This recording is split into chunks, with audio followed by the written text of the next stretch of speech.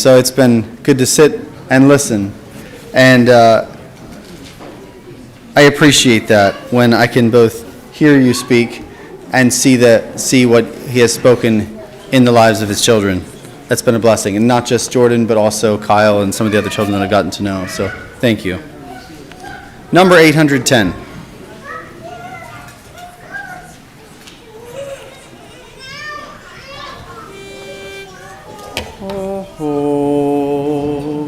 Guide me, O thou great Jehovah, pilgrim through this barren land. I am weak, but thou art mighty. Hold me with thy powerful hand. Bread of heaven, bread of heaven, feed me till I want no more.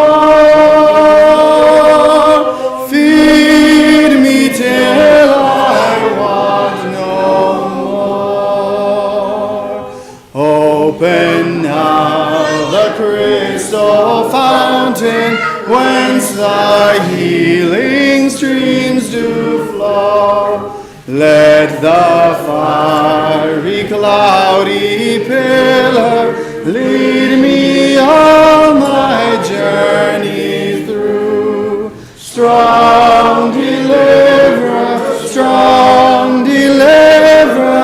be thou still my strength and shield. Be thou still my strength and shield. When I tread the verge of Jordan, bid my anxious fears subside. Bear me through the swelling current, land me safe on Canaan's side. Songs of praises, I will ever give to thee. I will ever sing to thee.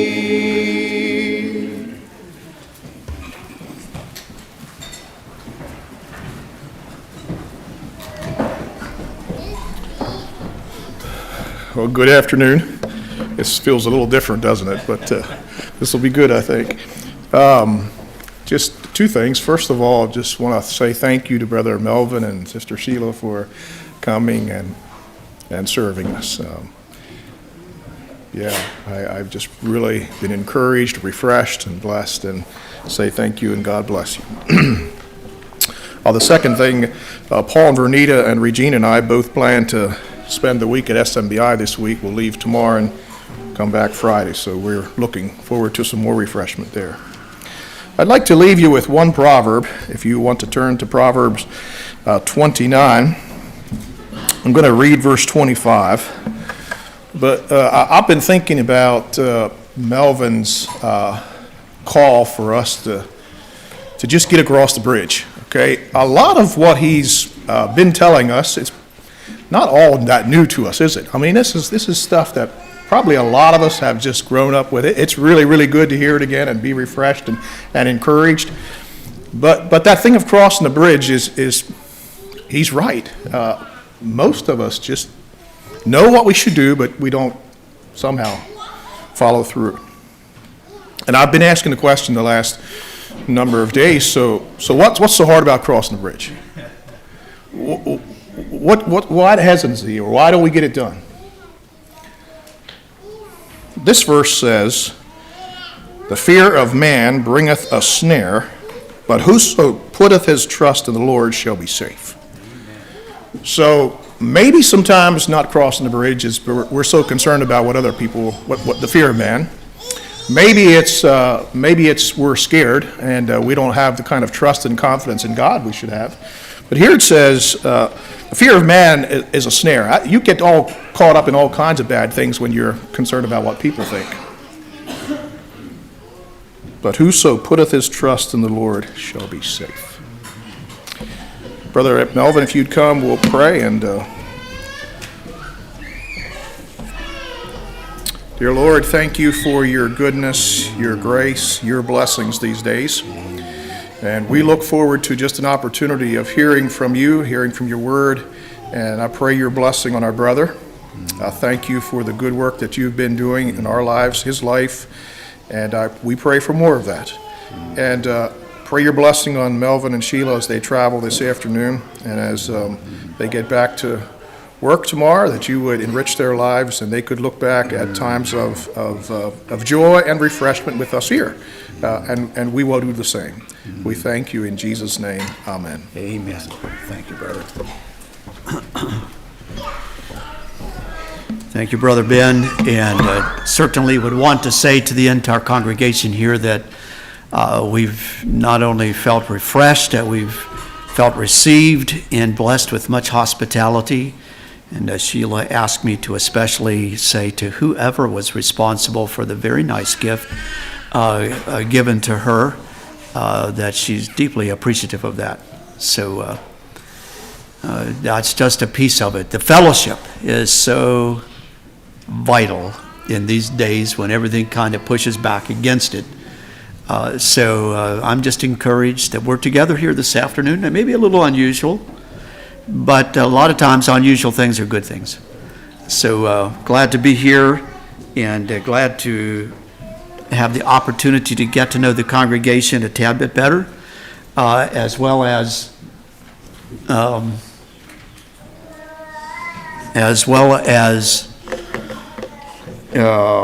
making new friends and the opportunity to preach. And I use the word opportunity carefully. We're not proud of things so much as it is so self-challenging. You brothers know this. And so you preach and then you're like, oh, wow, man. Reflect and say, Lord, have mercy. I'm not doing so hot doing a lot of this stuff myself. But let the message stand and let it speak to us. I want to begin this afternoon with a story. Afternoons are a good time, well, not good times, but they're times when people want to drop off to sleep. So perhaps a little story here to begin with. So the title that I have given here is 7 Beacons in the Darkness. And here's the lead into that. I told you I used to fly an airplane. This is not my airplane, but it looks exactly like it. Well, I didn't own it. I was kind of with a group of guys who were involved in an airplane. It says Cherokee 6. You can see I raise a question here, guided by. And a question mark there. And this is the story that I want to tell you. So now I'm 3 years old, something like that. I have 2 children. I've married a wife. And she's had 2 children, and I'm still doing a little bit of flying. I'm in a business of my own, and a family that some of you may have known the Histons from northern Pennsylvania in the Towanda area. And in the Towanda area, the bishop there passed away, and one of the families that I knew had moved back to Chambersburg. Well, they contacted me and asked if I would fly them to Towanda for this funeral, but I was to drop them off at night, and then another brother was going to go back and pick them up in the next day, because I was not going to be able to do that. I said, okay, I think I can do that.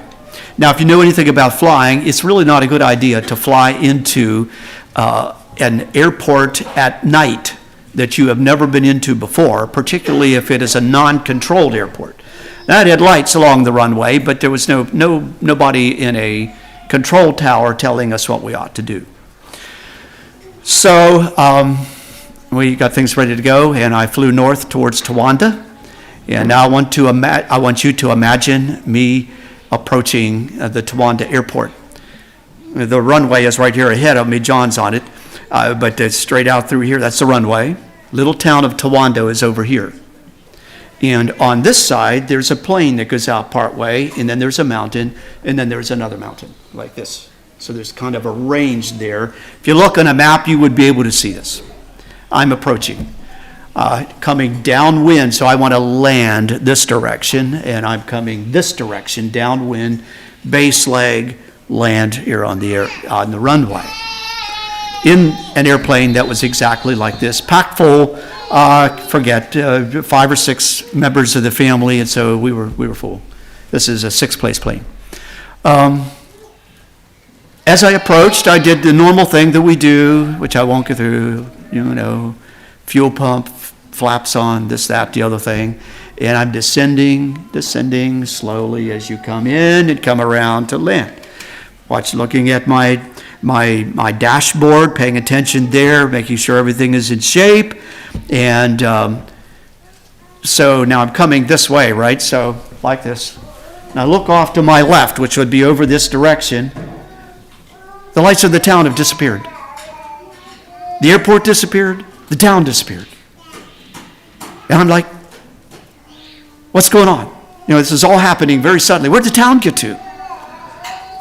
And so within seconds, this is all bang, bang, bang, bang. And I'm back to look out the front window. There were clouds I knew at 3,000 feet that night, because I'd already checked the weather and all that. And clouds look like mountains at night. And I see this dark thing right straight ahead of me, and I'm thinking to myself, it was even faster when I'm telling the story, okay? You have to sense this moving along pretty fast. And I all of a sudden instinctively knew something is desperately wrong. And so I just jammed the throttle in. This is a 300 horsepower airplane, and I pulled it straight up. Just all it could go. And once I had it in that attitude, I looked out the window. And when I looked out the window, this is dark, remember, I see the treetops. I couldn't have been but seconds away from driving that thing right into the mountain. In that, remember, range, another range, that's actually a canyon up in there, okay? And so I'm coming right down, right between the mountains. Why did the town disappear? Well, when I looked off to my left, I was below the ridge of that mountain over there, see? And so all of a sudden, the lights are out. This is not a good feeling. But the part of the story I want to tell you is okay, after I had landed, and after everybody was out and gone, somebody came to pick them up, then I got out of the airplane. Shaking. I do pretty well in a crisis, but once the crisis is over, then it's like, man, I'm ready to fall apart. It's like, so what in the world is that? We need to talk to the gentleman at the airport, and I was planning to fly back home yet that night. I stood in there for a while. I would say half an hour, actually. And I said, Melvin, just go back out there and get in that airplane and fly that thing home, because you're going to need to do that. It doesn't matter what. And in the end, I did. And when I did, I have never flown an airplane before nor since that had more shakes and rattles and noises and things wrong with it in my life. But you understand, I was shaken. Okay, but I got the plane up, and I climbed right up to 5,000 feet. If you're an airplane pilot, you would know this. If you're at 3,000 feet, you can clear anything in Pennsylvania, barely. If you're down around Somerset, you're risking your chances, but you can make it. 5,000 feet, I got plenty of clearance. I got all the way up there to 5,000 feet, and I'm still up there, northern Pennsylvania, but I could see way down Harrisburg, going up 322, right there just on the east side of the, on the east side of the river. I don't think they have it anymore, but there used to be a big strobe right there on top of the mountain. And you could see that thing almost from anywhere in Pennsylvania if you were up about 5,000 feet. And I wanted to see that thing so desperately. It wasn't that I was flying to Harrisburg. I was flying to Chambersburg, which is more like this trajectory. But there was something in me, if I could just see that strobe, if I could just see that point of light, I had confidence I was headed the right direction in a time where my confidence was shaken, both in myself and my own good judgment and everything else. It was that point of light that kept me on track that night. End of story is that I landed, went home. This is probably 2 o'clock at night. I crawled in bed. I didn't say a word to Sheila that night. I slept okay, but I had a story to tell in the morning. And I had a God to thank, of course. for awakening my senses to what was going on just in time. That was one of 3 times that I almost killed myself, but saved by the grace of God. But the point I want you to get there is 7 beacons in the darkness. You probably have learned that we have heard that the way we follow the Lord is kind of like with a flashlight. He gives us enough information, enough light to know what step to take next. I like that analogy, and I think it's accurate. But the one I'm offering here is a little different than that, because most of you are probably looking for long-range direction. You want a little beyond just the flashlight. A flashlight was not going to be helpful that night when I was flying home. Well, I should tell you that you need a flashlight in an airplane, because when I was training, they would take us up in an airplane at night, and when you're up at night, the instructor would occasionally just turn the lights out. It's really dark inside of an airplane when the lights are out.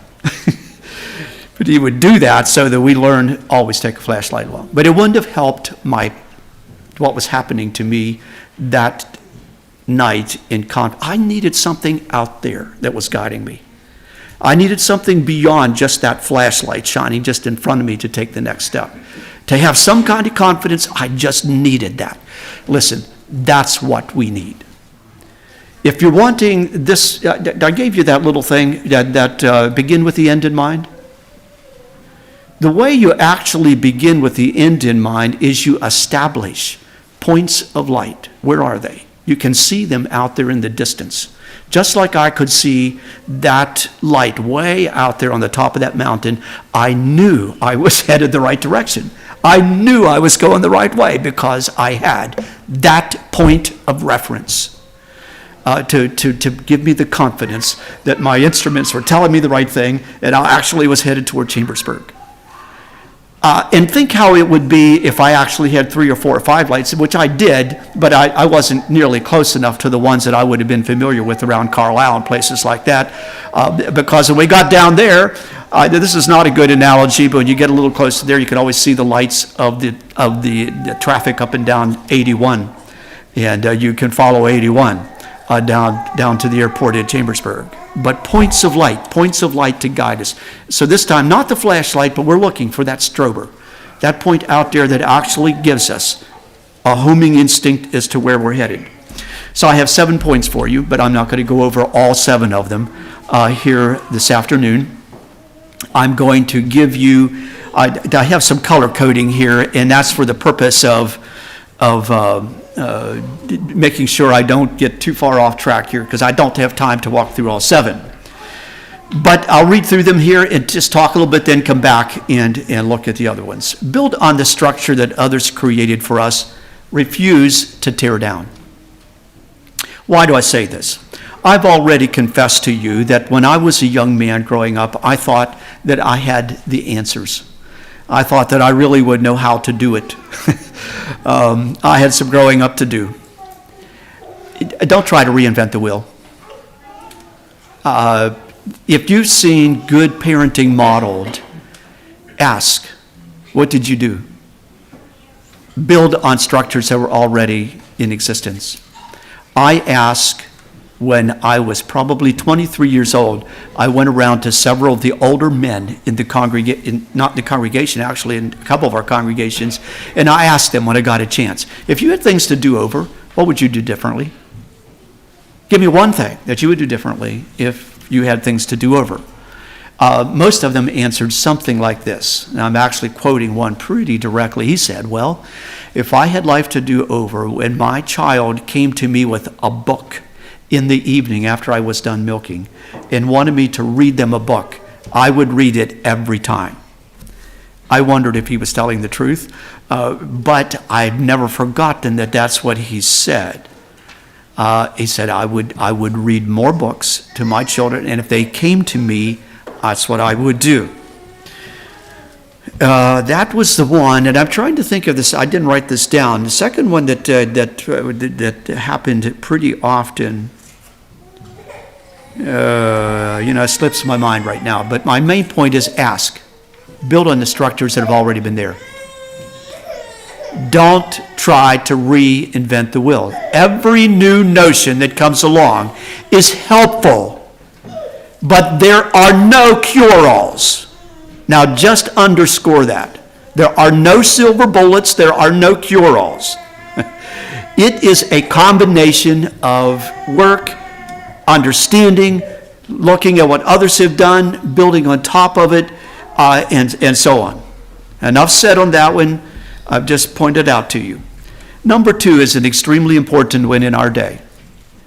Increase dad presence in the family. Keep mom in the high calling of mothering at home. Now, I'm not so stuck in the mud as to think that there can never be any work outside of the home. Of course, there may be possibilities like that, or maybe even situations that call for it. Maybe even for some single ladies. I get, I'm not a mother, but I understand that. So don't hear me making huge blanket statements, but just hear me saying it's a beacon in the dark. Okay, let's keep it there. Let's keep it there. Dad presence at home as much as possible. I want to go backwards here and keep mom in the high calling of mothering at home. Brothers, I probably bragged on Sheila too much, but you need to brag on these ladies who are stay-at-home moms. I tell you what, a little story. I don't know if you're Social Security exempt here or not, but we're not. So I get these Social Security stuff in the mail, right? And Sheila worked at a bank. She was worked at a bank before we got married. And so but just until our first baby was born, and then she quit working there.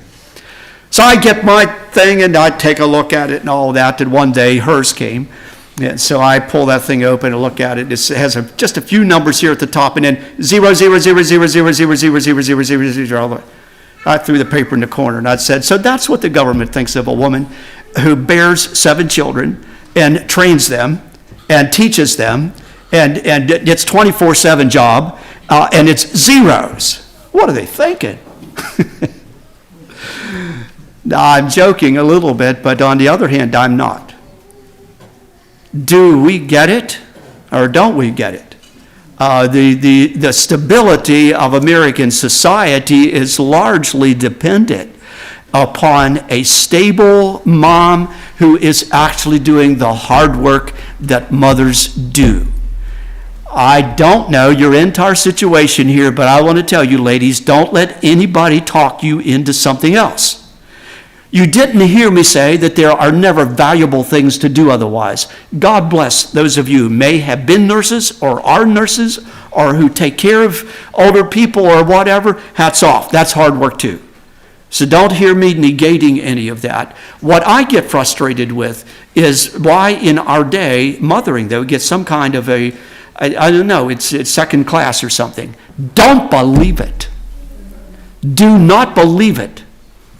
These ladies who are doing mothering are making strong contribution to the cause of Christ in the kingdom and for the good of society. And I hope you understand me, not negating the situation where ladies are doing something else for good reason. I mean, I understand that. But whatever we do, let's not pull the rug out from under faithful ladies who have stayed at home all of these years and have done the hard work of raising a family. Now let's just not do that. So that's my encouragement here. It never would have occurred to me when I was growing up, but when I got a little older, I got this thing figured out. I came home from school, and every day when I came home from school, came through the front door, there was my mom doing something, maybe peeling potatoes. Remember, there were 13 of us children, and so there were a lot of potatoes to peel, a lot of things to happen, and she was there busy doing that kind of thing, and I was getting ready to go out to do the milking and all that kind of stuff. Never occurred to me what kind of stability that actually just brought into my life, that she just is always there. And I know that can't be possible all the time, but I'm just saying, let's not forget the deep value that's there. On the dad presence point, I call this dad presence because obviously it's not just time. Okay, it's not just being there, physically present, it's being present. Present. I've been there, I know it. You come home from school, or you come home from out in from the field or wherever it is, and you're tired and you're weary, and it feels like, man, I just don't have energy to put into this thing. But children need dad presence. I've lamented a bit the switch from agricultural to non-agricultural because that has shifted this dynamic a bit. But let's not be discouraged here. Let's not take up too much of a lament. Let's take up the challenge. So that's the case. Well, what are we going to do about it? There has to be ways to make the adjustments that are needed to create the kind of dad presence that my dad offered just by being there on the farm. I think I told you I got my education largely between two rows of cows with old surge milkers. You know what those things were? The strap over the cow's back and milking cows. So we did that. And my dad was there, and so it was anything from politics to education, to church, to doctrine, to who knows what. We had 2 hours there to do something with, and milking was almost automatic. So a huge dad presence in my life.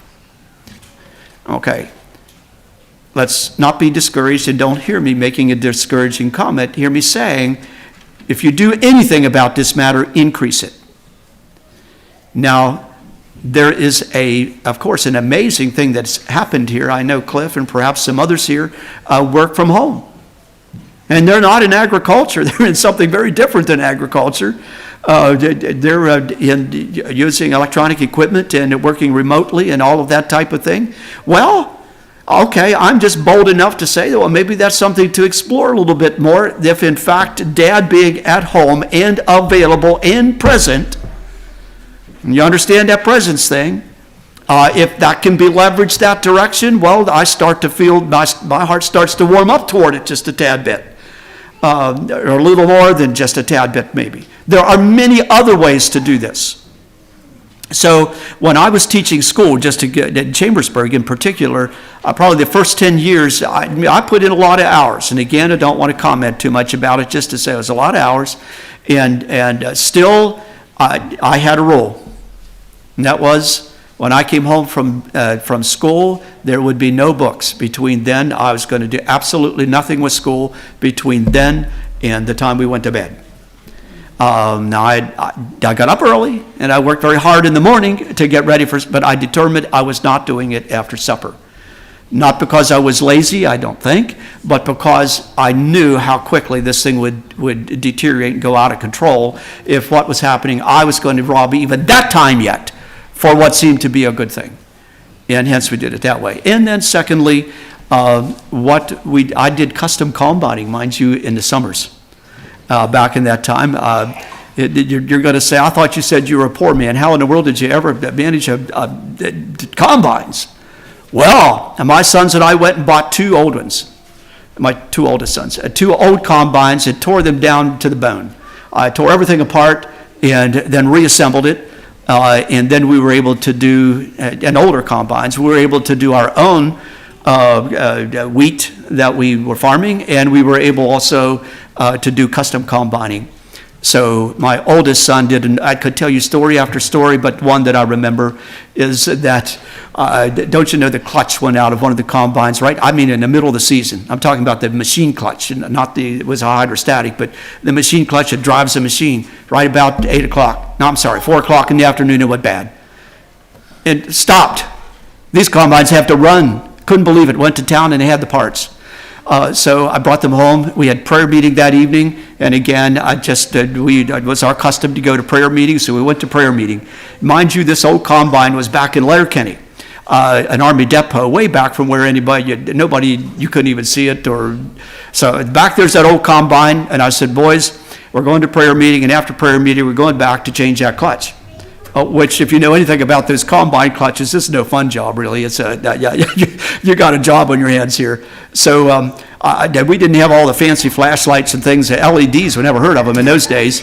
So I took an old headlight from something from around there, took it along, and a couple wires to connect to this so that one of the boys could hold the headlight on this job. And then the oldest boy and I, we tore this thing apart. I tore it down and put that clutch back in that thing and put it back together. And I slept well after 3 o'clock in the morning. I tell you the story just to simply say there's ways to generate dad presence that is, it's not something you manufacture. Okay, I think sometimes we try some kind of artificial approach here. If I could just make it happen. Well, that's better than none. But if you can actually engage with life in such a way that your sons or your daughters are by your side, they're sweating with you, it's the middle of the night, they're as tired as you are, and you're trying to get this job done, there's something that gets taught, and there is something that is learned by both dad and sons in those moments that I can't tell you how to duplicate it in any way other than to say just do it. And I'm saying, well, so have at it. Find your opportunities, but create them so that you're present, you're working in real life, and in that real life, you're learning to cry, laugh, sweat, shed some blood, all of these things with them. This will do way more than anything else I can think of. Strongly encourage you to. That's what I mean by increased dad presence in the family. Keep mom in the high calling of mothering at home. And let's be sensible. There, of course, is some give and take and some differing situations and circumstances that may push this a little bit one way or the other. But let's never lose the ideal and never lose moving toward that ideal. Number 3, I'm not going to say a lot about here, but maximize the potential of the ladies among us while refusing to violate Bible directives. And here, just a few comments to the ladies. So, been around faith builders a while, a significant number of single ladies there in the school, and I'm amazed at their capacity to do some very, very, very helpful things. And I'm not quite sure what to say about this because I am firmly committed to Paul's instructions and directive as he gives them in Titus and in Timothy and places like that, and where he gives roles. He lays them out and makes it very, very clear that, gentlemen, you're in charge. You're to make it. You're the leaders, okay? And that the ladies are not to be in those leadership positions. But let's ask ourselves the question: what can they do, and what can we call them into, and what can we call out of them?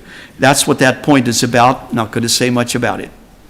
4th, refuse to budge on complete recognition and practice of gender differences in the permanence of marriage. I am likely speaking to the choir.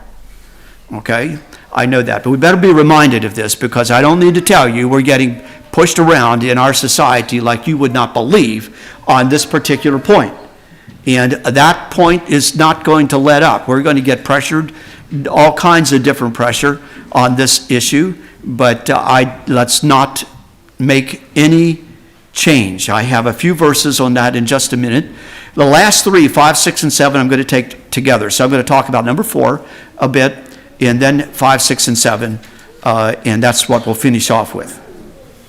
So, it's a fascinating passage in Malachi chapter 2. This is on the permanence of marriage and on the clear distinction of gender and so forth and so on. A beautiful passage, actually probably the most clear passage on the issue of fidelity in marriage in the entire Bible.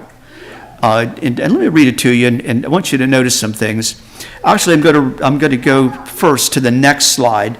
I'll come right back here in just a moment. Notice the word treacherously here. Do you see it? The King James Version uses this. Maybe I will look at this and then show you this in another version. "And this have ye done again." Pause button here. Malachi, great book. In the book of Malachi, the people raise 6 questions, and God answers them. He raises some questions for them, and then he answers them himself. Okay, and it's a great sermon, brothers. Sometime take those 6 questions and preach on them. Here's the one. God speaking, "In this have ye done, again, covering the altar of the Lord with tears, with weeping, and with crying out, insomuch that he regardeth not the offering any more, or receiveth it with goodwill at your hand." Now, what's happening here? It sounds to me like something pretty spiritual. Covering the altar of the Lord with tears, weeping, crying out, insomuch that he regardeth not, so much so that I'm not listening. I am not hearing you. Yet ye say, wherefore? Well, why? What do you mean you're not hearing us? And he answers, because the Lord hath been witness between thee and the wife of thy youth, against whom thou hast dealt. And here the King James Version particularly uses the word treacherously. Yet is she thy companion and the wife of thy covenant. And did not he make one? Yet had he the residue of the Spirit. And wherefore one? Well, that he might seek a godly seed. Therefore take heed to your spirit, and let none deal, and hear the word again, treacherously against the wife of his youth. For the Lord, the God of Israel, saith that he hateth putting away, for one covereth violence with his garment, saith the Lord of hosts. Therefore take heed to your spirit, that ye deal not treacherously. And do you see a little footnote there? Not going to comment much on that right now. I want you to look at this same passage, and this is in, I believe, the New Living Testament. I'm not sure, but anyway, that's plainer language. Here is another thing you do. You cover the Lord's altar with tears, weeping and groaning, because he pays no attention to your offerings and doesn't accept them with pleasure. You cry out, why doesn't the Lord accept my worship? I'll tell you why. Because the Lord witnessed the vows you and your wife made when you were young. But you have been unfaithful. So the word treacherously here is given as unfaithful. You have been unfaithful to her, though she remained your faithful partner, the wife of your marriage vows. Didn't the Lord make you one with your wife? In body and spirit, you are his. And what does he want from this anyway? Godly children from your union. So guard your heart. Remain loyal to the wife of your youth. For I hate divorce, says the Lord, the God of Israel. To divorce your wife is to overwhelm her with cruelty, says the Lord of heaven's armies. So guard your heart. Do not be unfaithful to your wife. I want you to think about this passage a bit and think about modern evangelical Christianity. Without hauling back and throwing a stone at them, I just want you to note it. A lot of religiosity. A lot of religiosity, but most of the time afraid to take a firm stand right here on this position. I am telling you, the problems in the church, I can't say every one of them, but the problems in the church and the problems in society find a huge root. The root that's feeding that is this right here. This business right here. I want to go back to the King James Version here just a bit, because when I started to compare these one time when I was studying through here, and I thought, now this is funny. Why does the King James Version use treacherously here? Why don't they just use the word unfaithful? I mean, they're both English, you know. Well, if you start digging into that word, you begin to realize actually what's happening here. Notice that he keeps talking about the wife of your youth. You have dealt treacherously with her. We automatically think in terms of probably divorce or infidelity or something like that. This was legal treachery. Why was it legal treachery? Remember, they were allowed to practice polygamy. Okay? That was an okay thing. They could have more than one wife. So it was not uncommon for it to happen if a man could afford it. As time went along and he got a little older, well, he just would, he would have a midlife crisis. Okay, I smile about that, but I'm just saying something would happen, something would snap, a midlife crisis, and you can read the literature on this. Many good marriages begin to fall apart, or if they've got cracks in a midlife crisis will hit them, and the divorce rates go up right there. Well, in this day, what could you do? Well, you could go out and marry a younger lady, and that was legal. It was okay according to Old Testament Mosaic law. But I'm not even going to ask you ladies, but I don't have to, listen, just think for a little bit on this.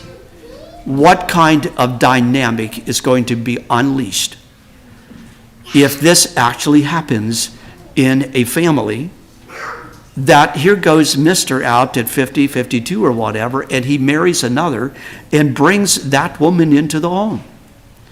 Legal or not legal, I know one thing. I'm not a woman, but I promise you something terrible is going to happen down inside. It sounds like treachery to me. It sounds to me like something way out of whack. And I hear him saying right here, no, here is the reason why you weep and you cry and you pray and you do everything else, but you are willing to go ahead and just walk through and disregard that vow that you made, and the fact of that, when I say disregard it, even play games with it. And then you expect everything to be okay. Not going to be so. How does that apply today?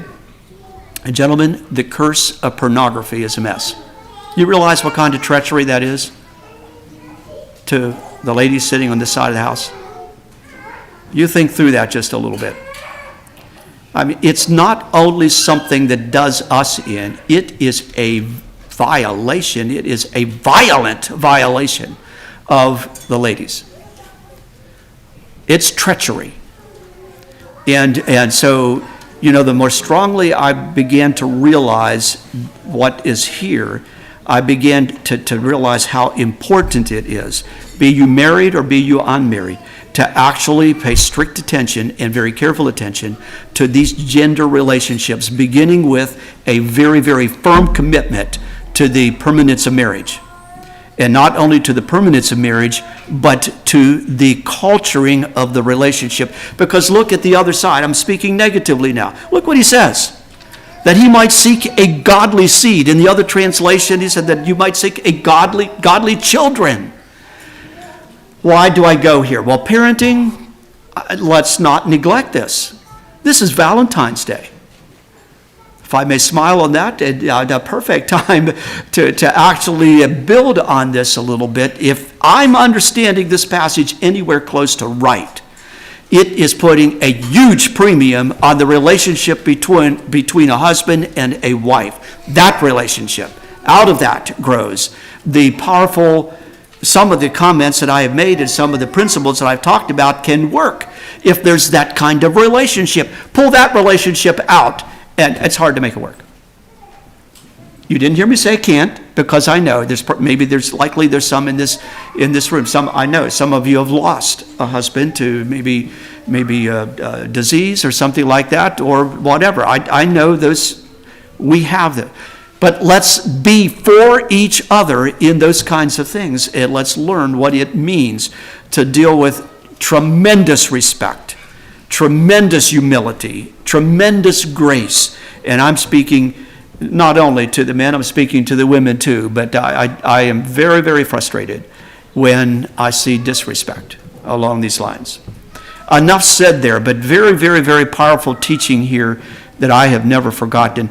And I would suggest that you study through that and maybe even have another sermon on it, Ben, or somebody else. It's a tremendous concept. It really is. Need to move on. Family is a mission. And I just take these three together. These were the last three that were in the list. Because, remember, I want this to be positive. What really makes my heart leap with courage is the recognition that the family is very likely the last Bible that is being read by a pagan world. Because to this, it is still highly respected around the world. I realize that we live in a transgender world, and I realize that there are some ultra liberals who are actually trying to wreck the family in some fashion, but they are few. And even they secretly, I think, are just jealous of very, very happy families. It's been thousands of years that everybody knows that some of the most joyful things that happen on this side of heaven happen inside of some kind of family context. Now, again, recognizing that some of us may not have typical family structures, but we find a great deal of fulfillment in places like that. So I began to ask the question, well, how can we leverage this for the cause of the kingdom, this natural attraction to a man? You know, Francis Schaeffer said this one time. You recognize the name, Francis Schaeffer? Okay, some of you, a very popular writer back in the 70s.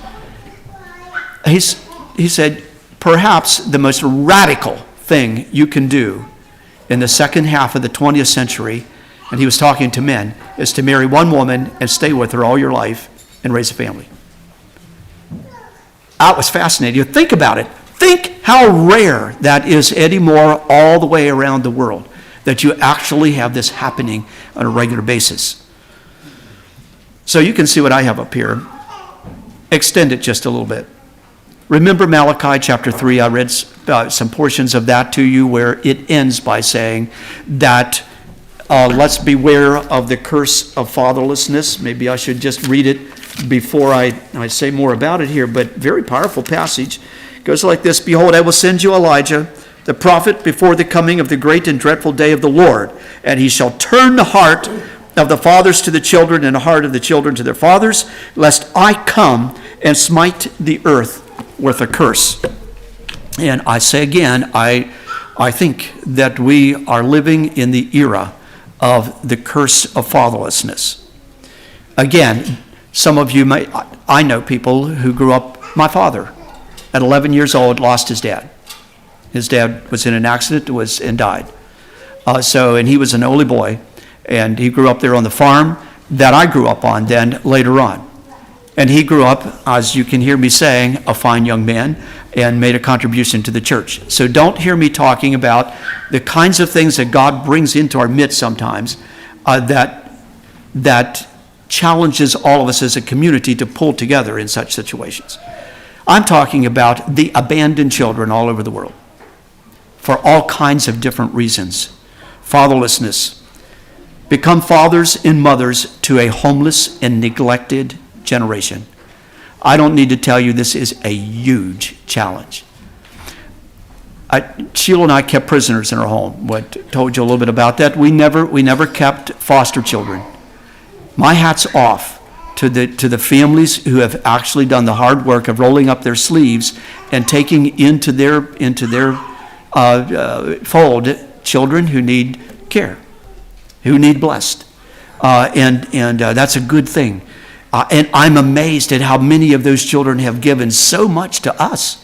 I mentioned, I'm just blessed. I want you to hear two things here. I want you to hear how we can be a blessing and how they can be a blessing in the kingdom of God. Turn the world's natural attraction for family wholeness into mission opportunities. And I have a story to tell you. Here's a picture. I know it's not all that clear, but this is at a courtroom at Carlisle, down here. And the people you're looking at standing at the front, it's the judge. I know it looks like he has a plain suit on, but I don't know what he's got on, but he's a judge there in Carlisle in the court. And standing right beside him is my son Shannon, one of the twins. He's a twin to Shonda. And his wife Joella holding one of their children. And seated in the judge's seat, is little girl Jana. And this is 2015, 16, something like that.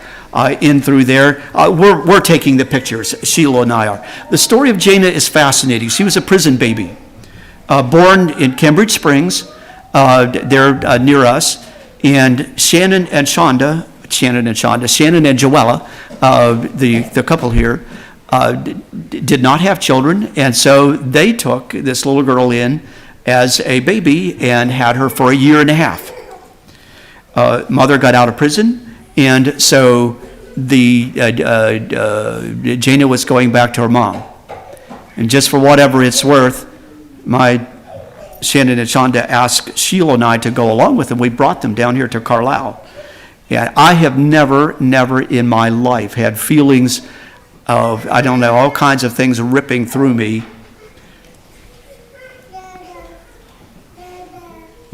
When we took that little gal and left her off.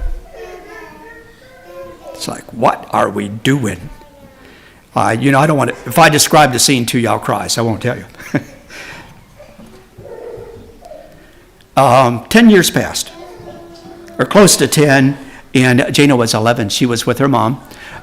We were in this court probably 2 months before this or so. I don't remember the exact timing on it. But I'll never forget that scene. So we're sitting back there. Here's Jana's real mom. Here's her lesbian partner over here to the side. And here's a lawyer for them. And here's my son with me sitting back there. And here's this court proceeding that is going on. And I thought to myself, how is this? This little girl's fate is going to be decided in a courtroom. What's to happen here? So, but I want to tell you something on the good side of things. My faith in the court system actually went up that day. Because I'll tell you what happened. I could not believe this.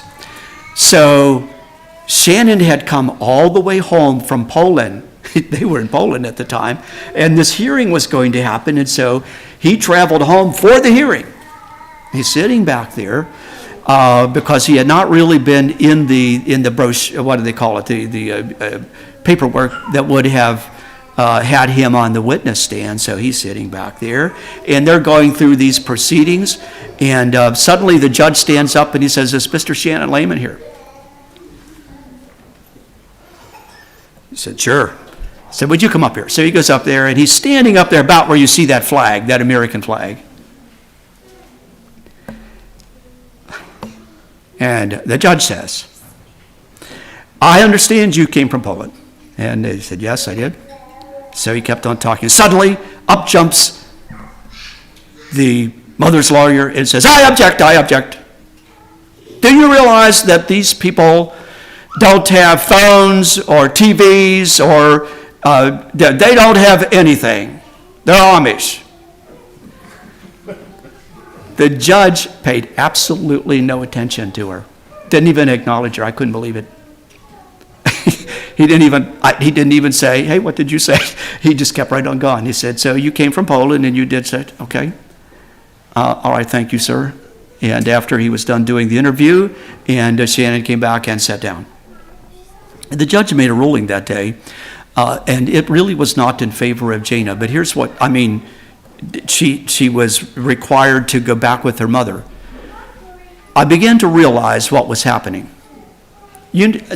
Could you have a little bit of mercy on a decent judge? What would have happened that day if he had said, "Okay, we're taking you from mom and you're going with the Lehmans"? He would immediately been under fire, because you know the atmosphere today. I would have been all over the newspaper. Judge rules against lesbian couple. And I thought, oh, okay, I get it. He was biding his time. He just bided his time. What you're seeing here is now we're a couple months down. I don't know if it's 6 months or whatever it is. But sure enough, the court left the system run the way it would, and the day came when they said, you know what? We're through. We would like for this child to be placed in the Lehman family. And so what you're seeing here is the event that happened after that. I never have seen a happier judge before nor since. This was a great day for him.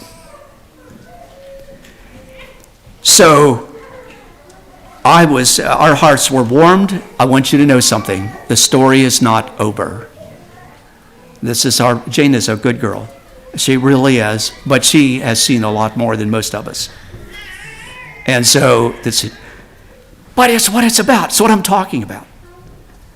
Somebody has to stretch forth the hand to the needs of this world.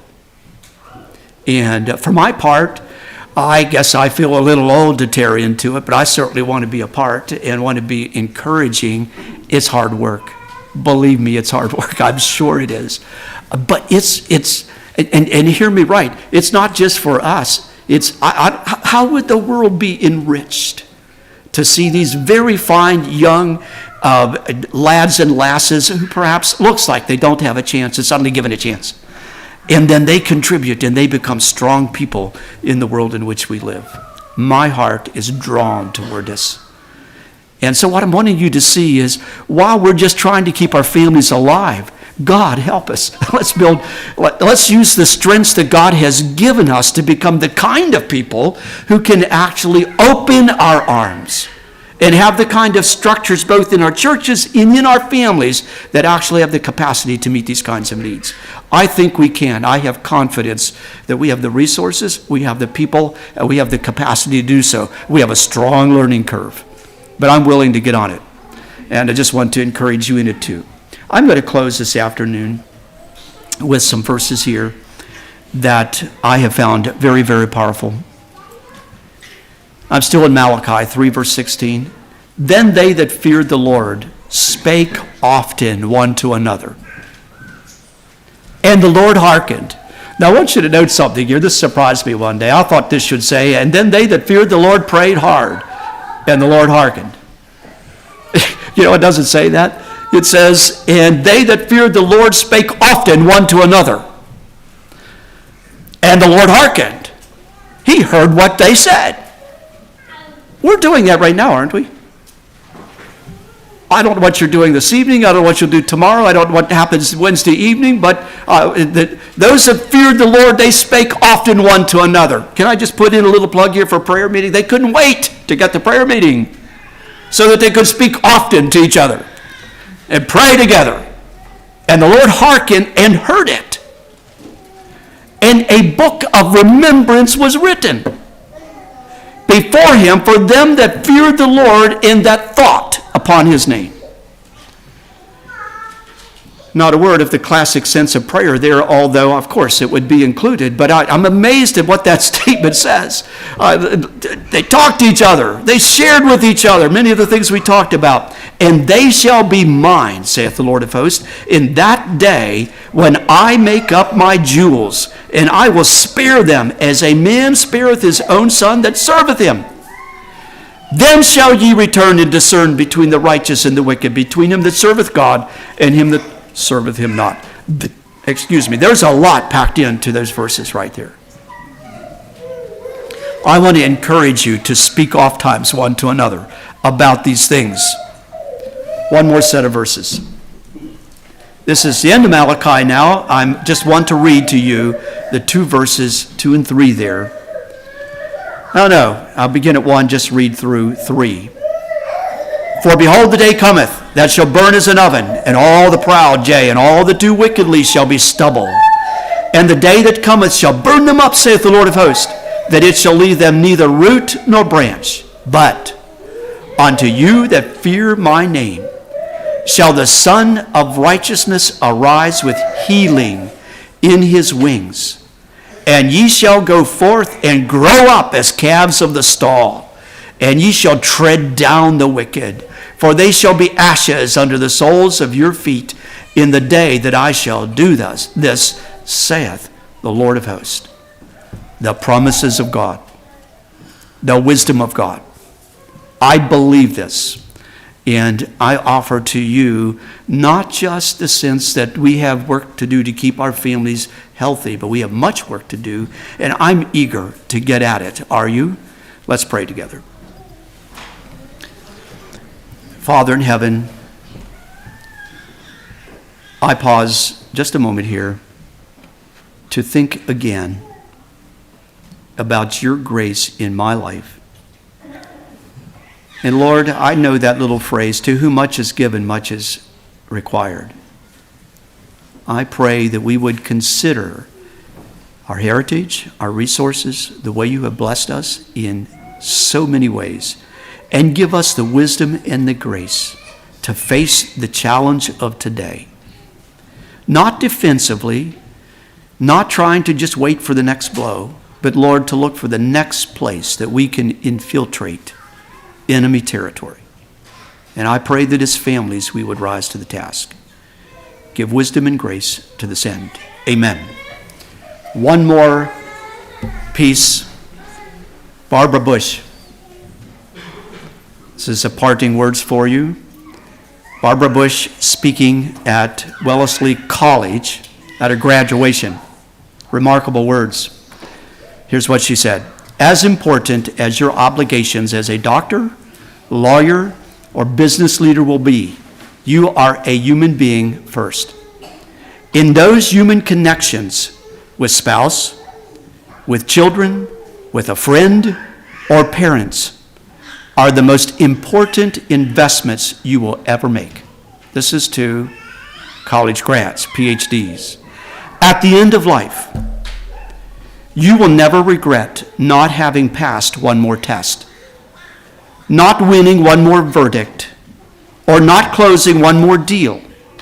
You will regret time not spent with a husband, a child, a friend, or a parent. Our success as a society depends not on what happens in the White House, but what happens inside your house. God bless you.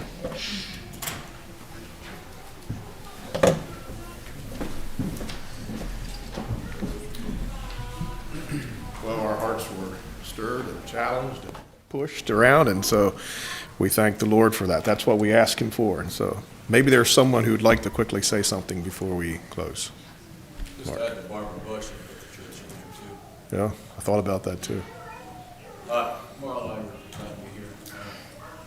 Applaud the leadership for taking initiative to plan something like this for many young families in the church. We've been here for quite a while. So for those of you who didn't know, I took Marla from this congregation to Belleville, so she's been a really good wife for me. And we got to know Melvin's a little while ago. As the students, learn many things and still have many things to learn.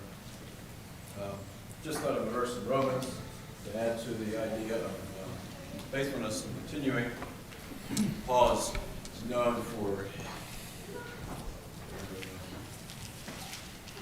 faith. We're saved by faith, not by works, right? And so on. The doctrine. But in Romans chapter 2, there's a verse that caught my attention here recently that I've been thinking about. So, Romans chapter 2, verse 6, this is talking about the righteous judgment of God. And he says, who will render to every man according to his deeds, to them who by patient continuance and well-doing. Patient continuance and well-doing seek for glory and honor and immortality. The Lord's going to be eternal life. And he goes on there just a little bit, but that phrase, patient continuance